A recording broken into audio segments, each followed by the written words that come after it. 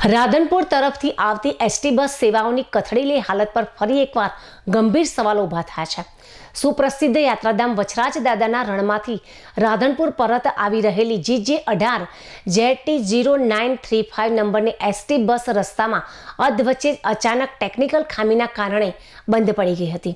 રણ અને ગ્રામ્ય વિસ્તારના રસ્તા પર અચાનક જ બસ બંધ પડી જતા મુસાફરો ભારે મુશ્કેલીમાં મુકાયા હતા। પરિસ્થિતિ એટલી હદે વિકટ બની હતી કે બસને ચાલુ કરવા માટે કંડક્ટર સહિત અંદર બેઠેલા મુસાફરો નીચે ઉતરીને બસને જોરદાર ધક્કા મારવાની નોબત આવી હતી। ગુજરાત ગૌરવના દાવાઓ વચ્ચે મુસાફરો દ્વારા બસને ધક્કા મારવાના દ્રશ્યો જોઈને એસટી નિગમની પોલ ખુલ્લી પડી ગઈ હતી। બસ અધવચ્ચે જ ઊભી રહી જતા માર્ગ પર બંને તરફથી વાહનોની લાંબી કતારો લાગી ગઈ હતી અને ભારે ટ્રાફિક જામ પણ સર્જાયો હતો।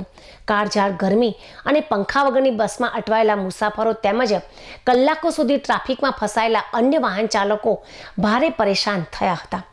રાધનપુર ડેપો અને એસટી તંત્ર દ્વારા અવારનવાર આવી ખખડધજ બસો રૂટ પર દોડાવી મુસાફરોના જીવ જોખમમાં મૂકવામાં આવતા હોવાના ગંભીર આક્ષેપ સ્થાનિકો કરી રહ્યા છે। વારંવાર ઊભી થતી આવી સમસ્યાઓને લઈને જનતામાં તંત્ર સામે પ્રચંડ રોષ ફેલાયો છે અને જવાબદાર અધિકારીઓ સામે કડક પગલાં ભરવાની માંગ પણ ઉઠી રહી છે।